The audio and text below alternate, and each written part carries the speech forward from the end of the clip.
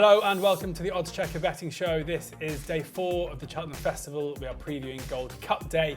I'm your host, George Elek, and I'm delighted to be joined, as I have been for the previous 3 days. You can find wherever you find this show. Johnny Ward, Andy Holding and Ed Quigley. We've done our pleasantries in other shows. We've spoken about the weather elsewhere, so I think we're just going to get straight into the racing. But before we do, just going to point you in the direction of the Oddschecker app. This is where you can find the best prices, booking offers, free bets, place terms and Andy Holding's tips, as well as other tipsters straight to the app every morning of racing. We are at the Surprise Pub in Chelsea, where you could rent out this lovely private room. They've got a TV behind there, so come here and watch the racing. They've been very accommodating to us throughout the day, so thank you to them. The Triumph is the opening race on day 4. Sergino is the 8-11 favourite as it stands. Majbra 6-1, Carguess is 8-1, Stormheart 10-1, Salvatore Mundi 12-1, Salva 14-1, Nürburgring 16-1, 18-1 Bar. And Andy, I'll come to you first because it feels like we've spoken about this race quite a lot over the last few months. And a horse in particular, Nürburgring, is one that you were keen on a few weeks ago. Is that still the case now? Yeah, massively, even more so in the build-up to the race. Very much flying under the radar, in my opinion, Nürburgring. Particularly in a race now that kind of revolves around one horse, Sergino, but he comes from a stable at this moment in time a little bit perhaps under a cloud. There's talk about on the grapevine that Sergino hasn't been, missed 10 days work and hasn't been on song for a little while now. Whether that's true or not, I don't know. I'm just going on gossip a little bit. But you've got the whole week if you're dealing with this race on the Friday, and that's the first time you're going to have a bet in it. I've seen how Nicky Henderson's horses have reacted over the week. Yeah. If they've had an absolute nightmare, this one's going to go off 6-4, 7-4, rather than looking down a barrel of 8-13, 4-6 now, which I think is an absolute terrible price. I mean, he's a very good horse, Sergino. I remember doing the work on this horse, funny enough. Bloodstock agent of mine got me to look at an Autoy card back in April or May it was. So he wanted to know how this horse had shaped on the numbers. So I did all the circuit times and what have you and said, oh, yours is pretty good. I said, but the best race on the card was Sergino when he beat Salvatore Mundi. And we had that conversation in our sort of preview early on in the season, didn't we? And I said, keep your eye on Sergino and Salvatore Mundi. Like a complete and utter fool, I haven't got an absolute bean on Sergino. Salvatore Mundi's still in the race. Yeah. And the word on the street now is Salvatore Mundi. He's almost coming off the subs bench here to perhaps run. So he might be a player. But I think this race has got quite a bit of strength in depth. I mean, Sergino was incredibly impressive when he won at Cheltenham. I mean, you haven't seen a horse power up the hill like that for a long time, particularly juvenile. He's a right unit as well. I mean, I remember seeing him in the Proven and looking at him compared to Burdett Road, a lot chalk and cheese. He's like Stan and Ollie. It's quite incredible. But he's a proper operator. I think whatever happens, Sergino's got a bright future. But whether you want to back him at the prices now is down to personal choice. I think Nürburgring, like I say, is going to outrun his odds. He's come out of the fastest time figure that we got early on in the season when he beat Carlo Conti. On the day when he beat Carlo Conti, the front two would have beaten, or did beat comparatively, Tiapu and Farah and Glory, the two of the grade ones on the card on the final circuit, which is unheard of for a juvenile race. They were 18 lengths clear of the rest. And the race he ran in last time out was the complete opposite, the one that Carguess won. They crawled in that, absolutely crawled in it. And it just didn't suit him. And he hit the line really hard that day, and I was left thinking even more of him that day when he lost rather than his victory. He's been saved specifically for it. He's going to be suited to the new course, that long gallop from 2 out to the line, because all he wants to do is gallop. He jumps well. He'll handle any ground. So yeah, I think Nürburgring is shaping up to be one of my sort of like quietly confident picks of the week. I just wonder actually with Sergino whether the execs there will have a Dexys Midnight Runners song in the background rather than the Gladiator one. You could just imagine him coming in and they played and everyone going, oh Nicky Gino, oh Gino. Amazing. Just if you're watching, karaoke go-to. I think they should play that rather than the Gladiator one. It would be amazing if they do. I'll think of you, Andy. Ed? Hard to find an angle in personally. Nature of the beast, instinctively I'm like, 4-6 against a juvenile and a whole host of unexposed, could be anythings. But for all that, Sergino's got the course form, did it very nicely last time out, etc., everything, and he's got a touch spot. Very nice is an understatement, isn't it? Yeah, yeah, he bolted up, he did, but then hence he's 4 to 6, stable cloud, etc., potentially, blah, blah, blah, blah, blah. Yeah. Joker in the pack here, I'll be interested, if he ran, I would back him because he jumped deplorably last time out, but High Wind looked really smart on debut, the way in which he absolutely walked through the last flight, picked up and went away again, and I thought looked an individual with some promise. You know, Ruby Walsh was kind of talking him up as one they thought would get to the top of the pecking order amongst the juveniles with Inkler Sutton. Last time out in that is it Carges or Cargeezy race at DRF, jumped deplorably. Really was bad. Rachel Blackmore was on board, missed 2 down the back straight, started to make up some ground, turning into the, just as the business end of proceeding was starting to pick up, clattered through another again. So clearly jumping the problem, but this did cut up to a smallish field. I think the new course and the galloping track will suit this horse, who's clearly got a lot of ability from the flat. Could be an absolute monster price and could go well to hit the frame. So, yeah, one I'm lukewarm on. I expect Sergino to win, all things being equal. If High Wind runs, it will be a sign of that his schooling has improved 20-fold, or Willie Mullins wouldn't bother bringing him over. So he's an ever asterisk horse. But Sergino, I think, will get the job done. And then where they go next year with him is going to be the most exciting thing, I think. Absolutely, yeah. High Wind 33-1 with 365, Hills 888 Sport, Unibet, and a couple of other firms as well. Johnny, how are you seeing the Giant for the opening race on Friday? Yeah, like I'm not going to kind of repeat what the guy said about Sergino, and his price will definitely vary depending on how Nicky's week is going. Very much my type of the race. I thought I'd be putting up this horse at a much bigger price, as I did the last day. Ethical Diamond, like I was at Limerick when this horse won in the flat. He did not race most rating that day of 96 for a small yard. Now I'm not saying I know much about the O'Mara yard in terms of how good or bad he is as a trainer. He's obviously well able to train winners. But stable switch to Willie Mullins, a horse that stays 1.5 miles on the flat. The first day he ran in Leopardstown, the ground was appalling that day. I couldn't have him.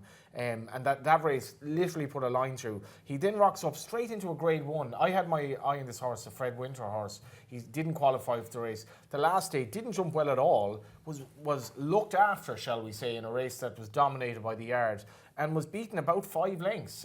He's massive upside coming here if they've schooled him, and he can jump well enough off what will be a strong pace. For me, he's one of the horses I'm really looking forward to running this week, where I'd say he will. Of all the people doing preview nights, I'd say maybe 2 to 5% of people in this race, maybe even less, would actually put him up. And I like that when you're looking at something that maybe others aren't seeing. I know Andy saw him because he was on to me straight after the race the last. He was like, look at the way that horse finished. It's almost more pertinent to look at the way he jumped. He's so much improvement to come. Ethical Diamond 20-1. I mean, do you think because, as you say, won't be well fancied, it's a case of wait till the day you could get bigger than the price now? Yeah, and just see the Sergino form, see how that works out in the Fred Winter, because obviously the third is going to run in that, and see if he bolts up. That's a massive. I have a feeling Bird Road wasn't quite at his best the last day. He was very flat coming up the hill, and he said obviously he's a flat horse by is he by Muta here or whatever. He's a very different type to Sergino, but. He probably shouldn't get much shorter, Ethical Diamond. Like on what he's done over hurdle, he should be about 50s. For me, it's obvious there's a lot more to come from this horse. On to the County Hurdle now, the second race on the card on Friday, where King of Kingsfield is the 13-2 favourite ahead of Iberico Lord at 8-1, but Iberico Lord has been supplemented for the Champion Hurdle. So these are all non-run and no-bet prices.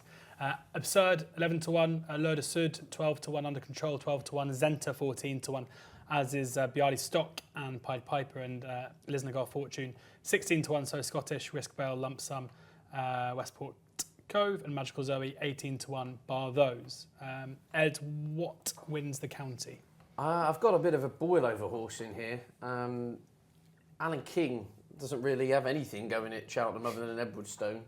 It's got a fascinating sort in here called Favour and Fortune, who's actually been left in the Supreme at the 6-day decks. I think that's probably a bit optimistic, given he's 138. But he's a horse, I think, he's got a lot of raw ability. He actually ran in last year's Champion Bumper, but got absolute. He was a sweaty mess in the prelims. That would be a slight worry, but he seems to be really growing into himself this season.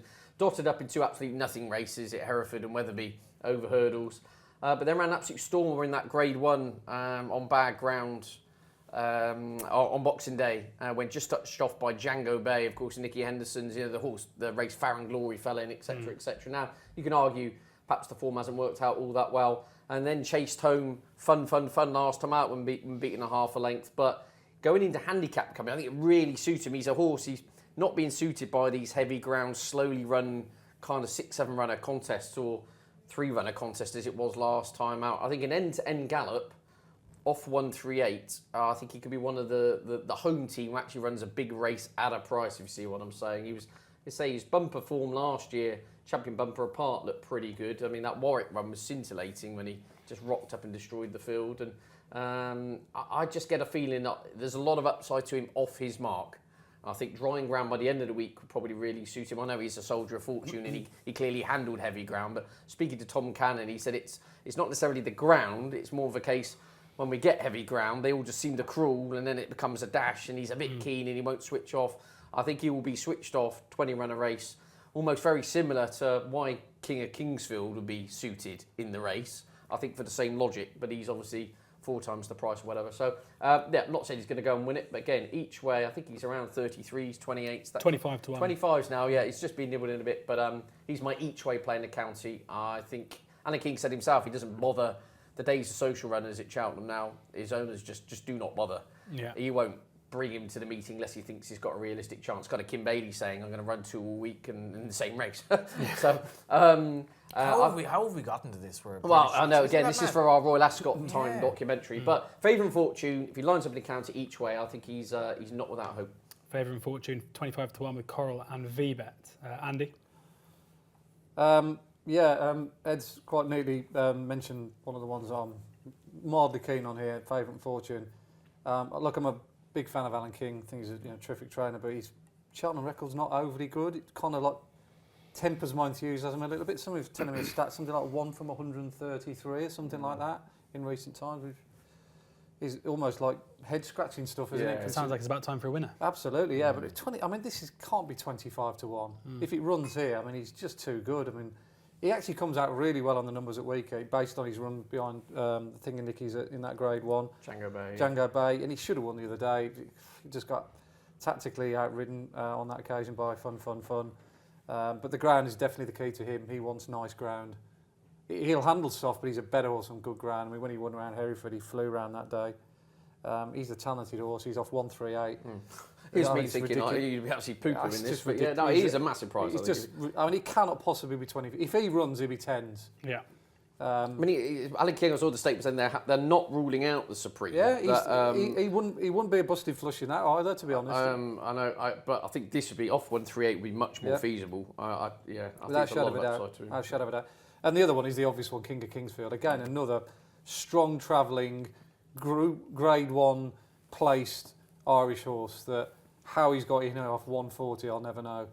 I mean, he was 140 going into his last race behind Ballyburn, and the ground was against him. He was giving everything a head start. He was held up at the back, and yet he still comes out of it off 140. The English handicapper hasn't adjusted him either.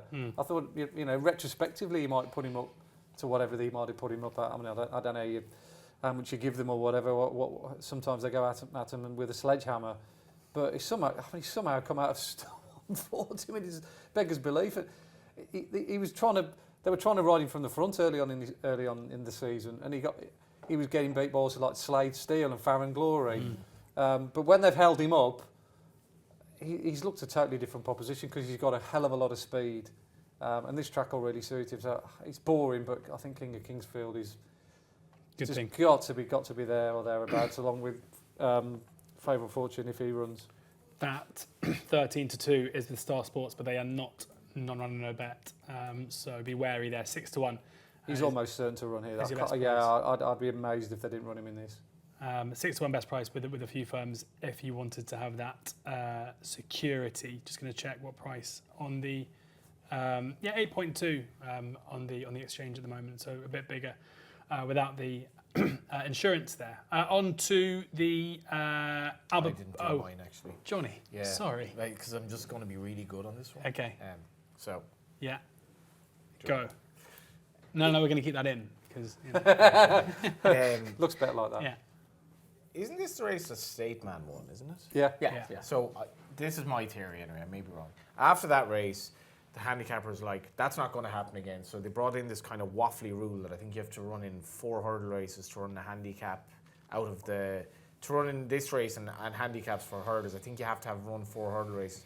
But that hasn't stopped some very lightly raced hurdlers trained by Gordon and King Kingsfield or Quadra Bourbon with Willie and these horses who are kind of entered in other races getting in. I'm going to put 2 against the field here. King Kingsfield for all the reasons that Andy mentioned, and Encanto Bruno as well, who was so good here the last day.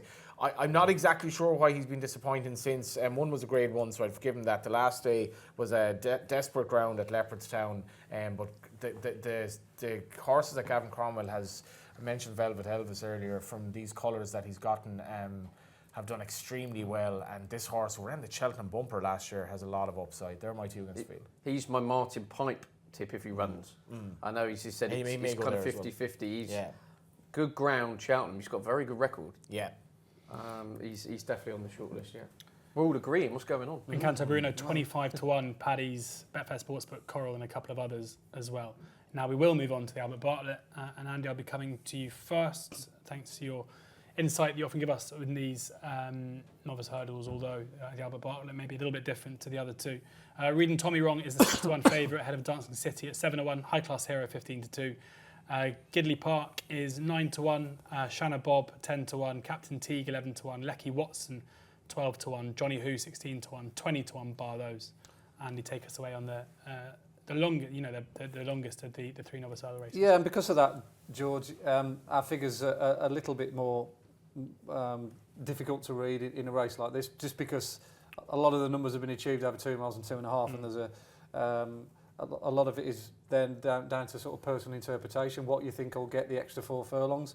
I mean, that the roll of honour in the list of horses that won this tell you that it's not a race to be, going in with a strong view. 18-1, 18-1, 14-1, 50-1, 33-1, 16-1. It's a proper banana skin race because literally anything can win it. It's a survival of the fittest. You just basically want something that just keeps going. And I've watched Lecky Watson this season, and he definitely falls into that category. He's not the quickest, but he just keeps galloping. He reminds me a bit of the nice guy who won it a few years ago. Not brilliant, but just keeps grinding out the fractions like Monkfish, that kind of horse. Lecky Watson was in the champion bumper last year. night. Came up very well to the top of your speed figures. I mean, all 22 horses that have run in last year's Cheltenham bumper have won, so it was a good renewal. I don't think he's done a huge amount wrong this season. He struggled first time out, huffed and puffed a bit, got the job done. But then he's been in proper deep waters on his next 2 starts, and he's run creditably behind Romy Tommy Wrong last time out, Slade Steele the time before. I mean, he's form ties in with some of the best. And look, he's a nice each way price. I think the best horse in the race is Gidley Park. I think if we were to ask me and ask us that question of if you had to give us a horse for next year's for next year's Cheltenham Festival 2025, who would you put up? I'd say Gidley Park for next year's RSA, because I think he's a raw chaser in the making. Interesting connections to come in here rather than running him in the Ballymore, because he went over that trip on trials day. But I do like him. I think he's actually quite tough off the bridle. So I'd have to have a few cut on him, but I think Lecky Watson will run through a brick wall for you. The funny one on that is, if you had a horse for this race for the future, if I had a horse for this race for the future, he wouldn't be running this race. Yeah, I know. Do you know what I mean? Yeah. And it's a race that I actually don't think it's necessary at Cheltenham, because obviously there's the invite to your love of the festival to bring over a good novice. I have a very good record tipping horse in this race, but some of the horses I tipped, in fact, most of them that I've tipped, whether they won or didn't really train on. Monkfish ran in this race. He's had lots of problems since. This is a race where I think you go with one at a big price. And mine here, if I can actually find his name, because it's Chigoran, who's trained by Henry de Bromhead, who obviously trained Manella Indo at a similar price to win this race. He's only run a couple of times over hurdles. The last day, I really liked his performance at Fairy House when O'Moore Park was third Well, Moore Park he's entering a couple of races, including this one at Cheltenham. Won subsequently very easily for Rich Ritchie and Willie Mullins. Now, I don't think he got home that day, but Tregoran absolutely bolted up. He's 40-1. If he runs, he's a serious bet. If Henry de Brahman thinks I'm going to run him this race, with that proviso, if I had a horse for the Albert Bartlett, he wouldn't run the Albert Bartlett. 40-1, best price. That is with Bet365, BetMGM and BetUK. Tregoran there for Johnny in the Albert Bartlett. Ed? Yeah, again, there's a race which which has thrown up some massive price winners, hasn't it, in recent times? You know, Martello Towers, the likes. You know, the rains. Andy's watching the replay. He just stays. Yeah, just the rains arrived and it just turned into dour staying company. I kind of like Shannon Bob because he had the course form, but I wonder, he missed a bit of work and missed he was going to go for the River Don, wasn't he? Mm-hmm. And he missed that engagement with Stone Grooves or something, and then it got too close to the day to run him, and I just wonder if he's slightly undercooked. If there was a mad one in here and it did end up soft, the Jukebox Man for Ben Pauling was staying on third in the Cheltenham Hurdle, bred to just be an out-and-out stayer. Which is essentially could be exactly what you need and often is. He's not a million in this, I don't think. Obviously, in terms of the British trainers and their novice hurdle crop, forget your Hendersons, your Nichols. Pauling's number one at the moment. I think we're telling the name, handstands, the Jukebox Man, personal ambition. He's got some real handstands. Handstands. That's right. He's got some serious horses in this division. The Jukebox Man, owned by Harry Redknapp, probably slightly different mould in the fact that he's a future Welsh national type horse. He's not a horse who's going to go around on the bridle and hit the turbo, but that's often what you need here. And I thought his Cheltenham Hurdle run over 2.5 on heavy was pretty good, staying on. Before that, he dotted up at Foss Lass in the mud. He is just an old-fashioned brute, for want of a better phrase. And if this does turn into the kind of Martello Tower kind of years, then this is the race for him. So Jukebox Man with rain, Asterix, is the one. Because seriously, on good ground, they'd probably consider whether they run him or not, I'd imagine. But if we do get a proper soft Albert Bartlett, I don't think he'd be found wanting for stamina. But Jukebox Man 25-1 with Hills 888, Coral, and a couple of other firms as well. So a few there to take into the Albert Bartlett. On to the big race of the day, arguably the week. It is, of course, the Cheltenham Gold Cup. But before we get into it, time to tell you about oddschecker's free-to-play bingo game for the Cheltenham Festival. When you play the game, you'll receive a bingo card full of horses racing on each day at Cheltenham. You'll then win prizes as your horses win or place in the races. The top prize are tickets to the Grand National Festival. All you'll need to enter is an oddschecker account to sign up or log in and play for free. The Gold Cup now, as I said. Galopin de Champs is the 11-8 favourite. Fast or Slow 5-1. Shishkin 13-2. Jerry Colombe 11-1. L'Homme-Presse 16-1. Brave Man's Game 16-1. Gentleman's Game 18-1. 20-1 Hewick 22-1. Corrick Rambler 33-1. Monkfish, the real whacker 40-1. 50-1 bar those. And Andy, it's interesting because normally, you know, when you have a short price favourite like we've got here, you'd probably think there isn't too much going on in behind, but this still feels like a decent renewal of the Gold Cup, with plenty of chances elsewhere, despite Galopin de Champs obviously being so impressive last year. Couldn't agree with you more, George. Good. Absolutely.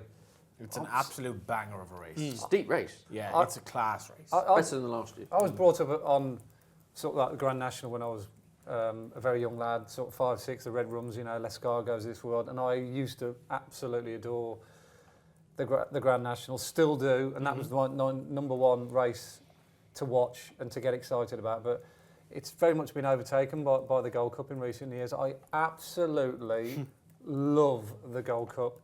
The atmosphere before the race, the crowd are crackling, the roar when they come up the hill. I'm getting goosebumps thinking about it now. It's just an unbelievable place to be, Cheltenham, on Gold Cup day, the Gold Cup, when you've got 70,000 people roaring their heads off. The appreciation of the horse on the way in, it is just the place to be. I can't wait for it. And this year, it's so many different sort of facets to it. You know, can Galopin de Champs repeat last year's victory? If he's in the same kind of form, there's no doubt that he'll win. But it's a strong, it's a strong lineup. There's some dangerous floaters in there, like your Corrick Ramblers, your Brave Man's Games, Gentleman's Game, L'Homme-Presse. I don't think at the moment he's an even money shot. I think he probably will drift out. You might even get a bit of 7-4, 2-1 of the day, or close to that. That's the way I'm feeling the market might end up going. From a bet perspective for me, if I was going to have a crack at this race, I'll probably wait for the day and wait to see what the ground's like, because I couldn't trust my selection perhaps wholeheartedly at the moment if it went the other way, and that's Brave Man's Game. He's a 16-1 shot at the moment. I am amazed you're tipping him up. There we go. That's amazing. Just from a pure price value perspective. I mean, you just set your clock by him, to be honest. Wherever Galopin Des Champs finishes, he'll be bang there. If he's 5 lengths behind Galopin Des Champs again, which is fairly logical, he could do that again. Then I think he's the same horse he was last year. I just think they've gone about it the wrong way. I think he should have won the Charlie Hall. He made a bad mistake at the last, which cooked his goose. He should have won that. They then got suckered into running him in at Haydock, which they shouldn't have done. It was a bog, yeah. He said it was a mistake, it was a bog. You can write that off. And then off the back of that, he wasn't quite the same horse in the King George as a result, in my opinion. But at least he comes here fresh, and that's the same. He's had a same campaign without the Haydock run in it. But he jumps, he stays, he loves Cheltenham. If it's not soft or heavy, I think he's bound to be there or thereabouts. So, Brave Man's Game each way, or without the favourite market on the day, will be the way I'd be approaching the Gold Cup. Johnny's totally the opposite. When Johnny picked his chin off the floor, then I've never disagreed with Andy at all, actually, and I've never disagreed. What was with that side eye you were just giving me throughout? I've never disagreed with him more than this. Okay. Ed is gobsmacked. I think I've lost my marbles. Well, okay, he was a well-held second in the race last year. A race that did not have Huey completing, did not have Jerry Colomb, did not have Gentleman's Game, did not have Fast or Slow, did not have Shishkin, who we haven't even mentioned. And this season's been disappointing for him. I initially was kind of under the impression he was being trained for the King George, but then as Andy says, the King George he wasn't particularly maybe at his best on the day, a race that Shishkin probably would have won. And if the Gold Cup were not utterly fascinating in terms of the 2024 renewal as it was, you throw Shishkin into the mix, who genuinely has a chance. But this race has everything. As I mentioned, the horses that basically didn't run the race last year, it has a way better cast this year. For Paul Townend, I was working this out today, if you're 100-1 on to jump a fence in Cheltenham, you're about 1-4 to get around in the Gold Cup, because they've 24 fences. And I didn't work that out in my head, I did it on Google or whatever. But they've 22 fences. And if you watch the race, it's such a jumping test. If you're at Cheltenham, it's like, Jesus. And I remember back in presenting Percy in the race and thinking, this horse is just he's never been experienced anything like this, been ridden like he was that day, to come through all these horses. And there's no way Paul Townend will ride him the same way this year, because he knows what he's done at Leopardstown, keep him out of trouble, and he was a prisoner at fortune last year. But he has his price. And I'm going to tip a horse up here, and I'm getting goosebumps here thinking of Mouse Morris winning the race again, because I love Mouse. He's from the same county as me. He's a great character. And Gentleman's Game, he's had 3 runs over fences. What am I doing here? He's had 3 runs over fences. But the upside to him, he's had, as Mouse said, he's had growing pains. He's massive.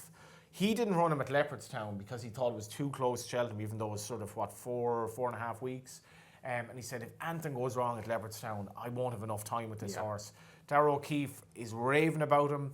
His performance in the Charlie Hall for me was really, really taking, because as much as Andy said maybe he shouldn't have won at the race if Brave Man's Game jumps to last, he wasn't great as the second last. He's actually powering away from on the run-in. Warmed up for that over 2.5 miles, which is inadequate. And his only other run over fences, he smashed Iron Maximus at Leopardstown on his chase debut. He's trained for the race by Mouse. He's very, very happy with them. Darragh O'Keefe is raving about him. I think he's 25s. He can be ridden anyway. The ground won't matter to him. What can possibly go wrong?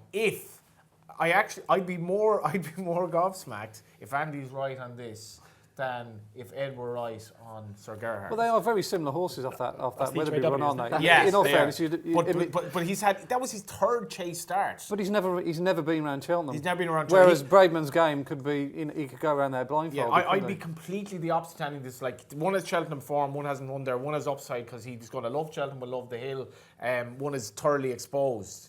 It'd be an interesting match. Yeah, very even money to pair. Coney won the Gold Cup on his 4th chase start. Laid him in running. 4th chase start, didn't he? Yeah, there we go. Yeah. Laid him in running for the late, I should say Gentleman's Game is 18 to 1 best price now, so you're not getting 25s, but that's with Betway, 16 to 1 pretty much across the board. That's an even money match bet. It's different types. We'll have an even point on that. Yeah. Perfect. Ed? I think Shishkin wins the Gold Cup. That's right. Well, there we go. Yeah. 13 to 2. No, I've been. So we're putting up 16s, 20s, 25s. I think this is a much deeper race than last year. That's my overall. Fast or slow's a player. I wonder if Ferry Colomb, the new Don Slowly, is perhaps slightly been forgotten. I think he will get a lot closer to the favourite on the new course over 3.25 miles and probably wasn't quite right last time out. I think he's a player. I think the real Wacko Goff at the head of affairs, this will be running a real lick. I'm in the minority in a sense that a lot of people aren't convinced Shishkin will stay. In fact, I think that will only enhance him. I remember vividly, as you said on this preview show last year, they should have gone for the Gold Cup last year. Yeah. And I thought he was taken off his feet in the Ryanair. And he did amazing given how he ploughed through 3 fences and stayed on up the hill, that he was still there at the end.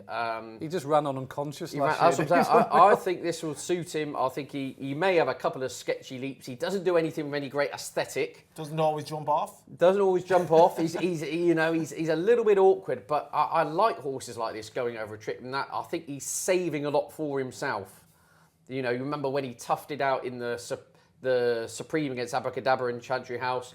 You know, he got there on the line. Everything looks hard work, but I like that. He's just always more under the bonnet, and I think there's a lot to come going 3.25 miles here. I actually would like this to be soft ground and turn into a, come on then, Galopan, let's have a punch up. You know, Can you imagine commentating on this race? All of the things that are going on. I think it's going to be hard, but it's going to be brilliant. I think it's going to be run at a clip. I know, as I say, I actually think he will improve at his age. I think there's every chance he can run a career best over this trip.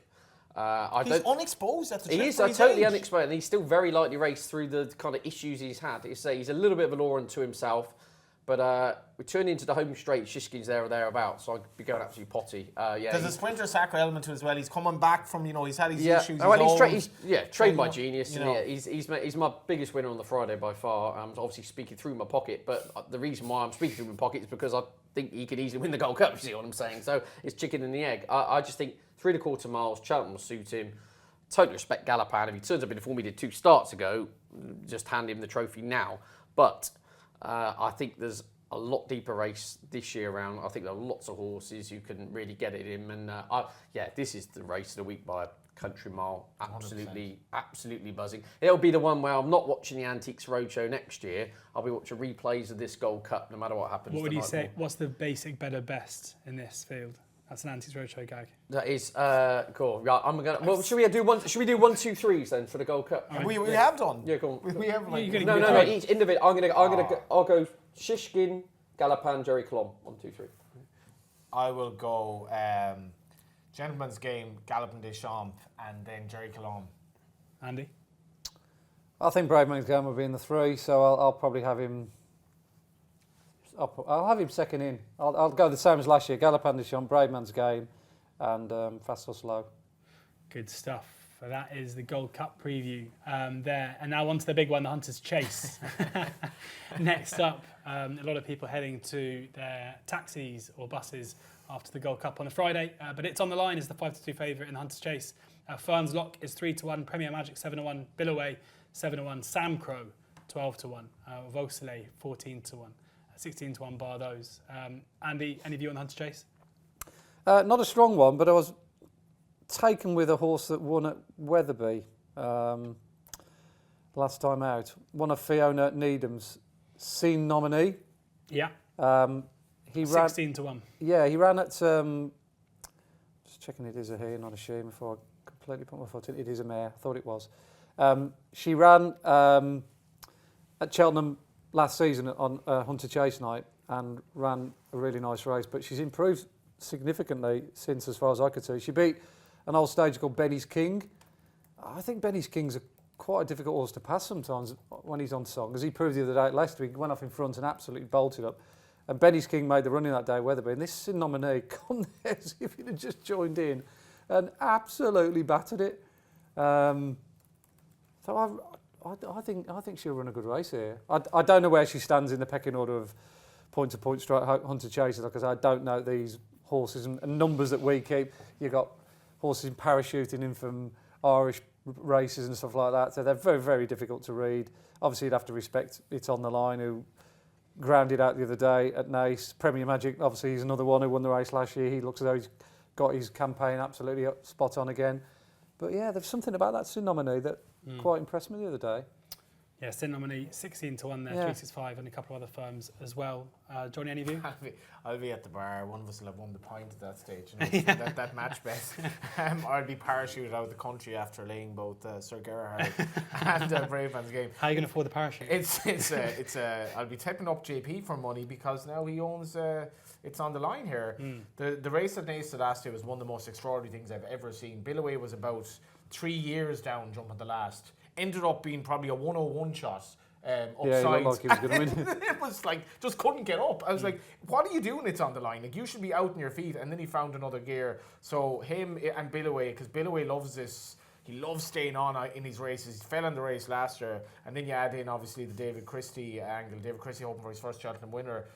Deliberately didn't run Fernslock in this race last year because he thought he was too young, and Vosley was his horse, was being disappointing. Vosley's been turned over 6 times now in succession, and I still wouldn't rule him out here because of what they thought from last year. I'm narrowly with it. It's On The Line. It's actually a cracking renewal of the race. And keep an eye out for Paul Nicholls' horse, well, who fell in the race last year and was sent off a big price. Secret Investor's not out of it either. Secret Investor 25 to 1, best price with a few firms, 365, Skybet, Hills amongst them. It's On The Line is 5 to 2, but that 5 to 2 is going. It is blue on oddschecker, is short, it's 15 to 8 in places. You have to go to 365, Bet Victor or Coral at the time of recording to get it. Ed? Absolutely no view. Cool. No. On to the Mayor's Chase now. And Andy, will come to you first because you had a nice touch here last year. Yep. Dino Blue is the even money favourite here with Allegrida Vassi 4 to 1, Limerick Lace 5 to 1, Bride's Hill 8 to 1, and then a big jump out to 20 to 1 bar. The rest, lovely each way shape to this is what I'm seeing. But Andy? Absolutely, yeah. Manna from heaven for me, this race. Last year, cast your mind back. It looked as though Allegory Devassi had got in safekeeping, and then Impervious got me out of jail, staying on too strong. I think that's the thing with Allegory Devassi, probably the most talented mare in the race, but does she really get this trip, particularly if it's going to be on the soft side? They have had a tinker around with a wind, I think, before she won last time out, and that enabled her to perform a little bit better. But maybe she might just be a 2-miler, and even though she can breathe a bit better now, the 2.5 still might just stretch her. We don't know whether Dino Blue will definitely get the trip. But there's a lot of guesswork involved in that. She's obviously very talented, but at 10 to 11, I want all my ducks in a row at that kind of price. I think if she runs here and she's entered in the National, I'm not sure she'll get 4 miles, but Limerick Lace, she's massively underestimated. I've always had a massive soft spot for her. I did a column for oddschecker early on the season. She was one of my 10 horses to follow, the written version, and I think this is ideal for her. You know, stiff 2.5 miles around Cheltenham. She jumps, she travels, she stays. I mean, she should have won the Troy Town early on in the season. She ran into one in Cocoa But Beach. just ran into Cocoa Beach, yeah. But she was miles clear of the rest. She bolted up at Doncaster the other day. I really like her. I'm just hopeful that Gavin Cromwell runs her along with the other mare that he's got, Bride's Hill, and she's not out of it either. But she's guaranteed to stay, whereas the other two aren't, and she's like 5 to 1. So if she does run, I think she's a really good each way bet in summary. Walk in the Park, I think, is a 25 grand stallion, which is incredible money for a National Hunt stallion. And I would argue he's had mixed results. Obviously, Duvan and Min came around at the same time, and everyone's like, who's this Walk in the Park? Bring him over to Coolmore, brought him over. JP McMahon sent every mare under the sun to him, including Sway, who was from that family that Andy was on about earlier. I know the way you're thinking, I like the way you're thinking. This is one mare, a lot of them have been very disappointing for JP. Average handicappers. This is one that is working out, Limerick Lace. She's very good, and the whole line from the Cromwell Yard is the ground is going to depend.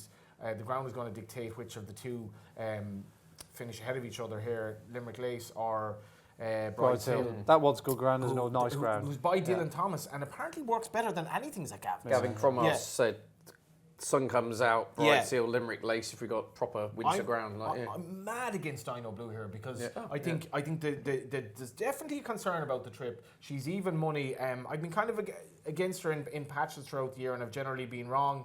Obviously, the last issue was put in her place. Prior to that, the race was literally made for her, the way that Gentleman de Me ran at Leopardstown. The there were a couple of, was a Captain Guinness in behind, some real disappointments. I'm not sure she deserves to be anywhere near this price. Massive plus for Allegory Gavassi's well-being. I actually thought she got one of the rides of the season from Paul Townend at Naas, the way he managed her on the day. She's not straightforward. And I contradict myself here. I think these mares races are a load of rubbish. This is actually quite a good race. Mares Novice Hurdle's amazing, and this is a really good race too, isn't it? It should be. I love the mares race. Actually. I try to keep them on edge. If it's on good to soft, I'm not sure about that now. If it is, but Bride's Hill is going to run well. I'm going to back one of the Cromwell runners here, depending on the ground. Kind of that's basically it. Ed? My Laird of Festival Dino Blue. Well, at the price at the moment, she goes off 7 to 4, and then I'm back in her. Facts, not hearsay, is she's been a favourite at the Cheltenham Festival twice. She's a bit of a heavy top mare. She jumped a Poolbury, never really travelled when beaten a distance when sent off favourite for the Mares Novice. Last year, she ran well and ran up in the Grand Annual to Muscada. But again, facts are she was beaten off 140. She can be a bit keen. I know Willie's like he's trying to give the preview circuit kind of 2.5, no problem.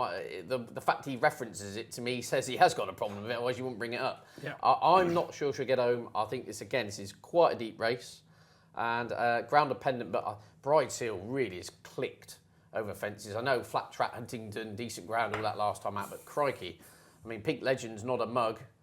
He won the race last year, the year before for Venetia, and she fell, but she couldn't go to gallop. This Bride's Hill just whizzed round. Really good jumper. Limerick Lace, the stayer, who get 3 in heavy, I think, stood on her head. So bit of a ground dependent race, but I just think Bride's Hill is a wonderful jumper, and I think Dino Blue's got a lot on her plate essentially. So I'm against Dino Blue. I might even look to place layer depending on the prices and what the ground's doing. And I think Bride's Hill each way cracking, but. Bride's Hill 8 to 1. That's with Hills 888 Sport, Coral, BetMGM, and a couple of others. Limerick Lace for Andy 5 to 1 with Hills 888 Sport, BetMGM, and Bet UK.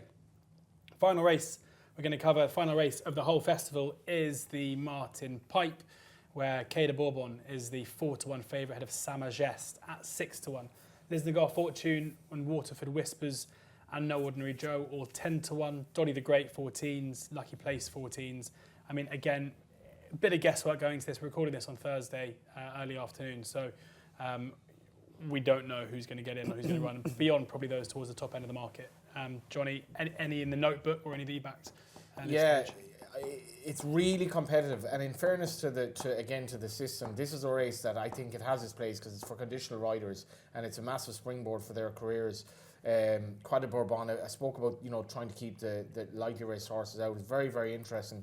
Just at the moment, I'm going to go with a horse that kind of he's been there, done that, but No Ordinary Joe. I'm still not sure how he didn't win the race last year the way he travelled to the last, outdone by obviously Oroco, who you're hoping has back to form at this stage. How the horse has managed to be 1 pound higher after the way he travelled in the race last year, clearly been laid out for this. He's going to run well, but he is taking on some lightly raced horses. Ed? Well, I mentioned him earlier in Dispatches in Canto Bruno. I think Gavin Cromwell said if the ground's soft, we'll go County. If it dries up, Martin Pipe. I think 2.5, good ground. That's his bag. He won over 2.5 on sound surface back at, I think it was the October meeting. He's got some nice gears on spring ground this horse, and it's not going to be rattling, but the point is if it doesn't rain all week, you're going to get the best ground on the Friday. And I actually think 2.5 will really suit him. So yeah, again, another if they run. But in Canto Bruno lines up in this, definitely be in with an each way shout here for a horse with good Cheltenham course form. And if that fails, Andy, you'll have something for Dundalk. 18 to 1 with Bet365 for Canto Bruno. Andy, take us out. Yeah, it's always a long drive home after the last race at Cheltenham. Not for me, is it? No. Lamenting on what could have been. The sort of successes you've had and the failures and the near misses and the fallers and what have you. Can all pile around mine it's and watch Dundalk, can't we? It's a long 2.5 mile drive home, particularly on a Friday night as well in the traffic. It's not pretty. I have to go through Spaghetti Junction area in Birmingham. But anyway, that aside, it'll be an even longer drive home for me. I normally actually leave the last race and go home after the mare's race, but I'm going to stick around this because my best bet of the meeting runs in this. Now this is what I like. Here we go. He needs quite a few to come out. He's number 50 on the race card at the moment, but the day when this horse ran at Fairy House... You were just watching him, actually. I was mightily impressed. And then when we got the figures through and I did the section of the numbers, I thought, God, this is a fair horse. This is a graded horse. This is in the making. Waterford Whispers. Yeah. So it's named after this kind of parody news account in Ireland. It's exceptionally funny. Yeah. And again, he's named it after a good one. This is his only entry at the festival, isn't it? It's his only entry at the festival. Yeah. Will he get in, Andy? Well, I think he's he probably... 26 to come out. I think he's almost certain to get in. Right. There's going to be loads of defectors. It's interesting as well that the ante-post favourite, Sam Majest, who's down to about 4 or 5 to 1, looks like running elsewhere. There's been a big drift on that. It might not even run at all. And this will be JP's hopefully #1 representative if he gets in. But there's loads of doubly declared horses, and they're almost certain to run the Pertemps, the Gold Cup, and other races. I'll be surprised if he doesn't. He got beat last time out at Leopardstown, but I don't think they were that fussed about getting beat that day, if I could put it like that. It was a race where one of Pat Fye's made the run in, and it was a crawl of a race, and then they just basically kicked off the corner and he just got outpaced. But he just wants an end-to-end gallop, this fella. I actually wrote in my notes that day, the boys' race at Cheltenham. He just looked that type of horse. And this form being Answer to Cave. Oh, Jesus. I mean, I think Answer to Cave's a player as well. John Chinick will ride him, so he knows the horse really well. But Answer to Cave is a good horse. He's a great... He might even go for grade 1. Yeah. He's that good, Answer to Cave, and he absolutely battered him that day. I tipped Answer to Cave that day because I'd been at Limerick when he won his maiden hurdle, and I was so happy, and this horse just zooms by. He should have won the time before Answer to Cave. Sorry, the time after he ran at Limerick, and it was a bit of a balls of a ride. But this Waterford Whispers, I'll be shocked to the core if he's not better than 133 further down the line. Obviously, there's going to be 24 runners you need running, blah, blah, blah. But yeah, I'm super excited about him. He's my biggest winner of the week. Everyone's like, Andy, why aren't you gone home? This is the last race. Oh yeah. I will be actually partly on the way home. I'll be watching this race underneath the big screen on the way out. And then if Waterford Whispers doesn't win, you go to the car. If Waterford Whispers wins, if Waterford Whispers, you go to the Aquabar. I'm going. I'll be in the. We're watching Dundalk around my house. Yeah, I'll sacrifice. I'm actually in for that. I'll sacrifice getting stuck in the traffic on the way home if this horse wins. Yeah. Can you imagine the 4 of us all at Ed's gaff after Cheltenham to watch Dundalk with a couple of beers? That's sensational. Sounds incredible. Should we get the? Why haven't we done that before? Absolutely. Gogglebox. Everyone. Nicky Henderson invited. Everyone's coming. Gogglebox. Gogglebox watching Dundalk at the last day at Cheltenham. Yeah. We digress. Well, those who've managed to watch right until the end of the 4th show have had the payoff they've needed or required with Andy's nap of the meeting there. Waterford Whispers in the final race in the Martin Pipe at 10 to 1, which is pretty much there with every firm apart from 7 to 1, as short as with Paddy Power and the Betfair Sportsbook. Thank you very much to Ed, to Andy, for joining not just for this show, but for sharing their thoughts and their tips and their insight in all 4 shows ahead of the 2024 Cheltenham Festival. I think we've done pretty well in finding some value, certainly some great picks, and we'll see how the horses run and hopefully some winners in there as well. Enjoy the festival. Make sure you download the oddschecker app for all of your betting needs ahead of it. Best prices, best bookie offers, free bets, all the best place terms you can find, and Andy's tips will be straight there. Waterford Whispers, I'm sure, will feature. Let's see what price he is when we actually get to the day before the race. But enjoy the racing. Promises to be a brilliant week. Please do ensure that you're gambling responsibly.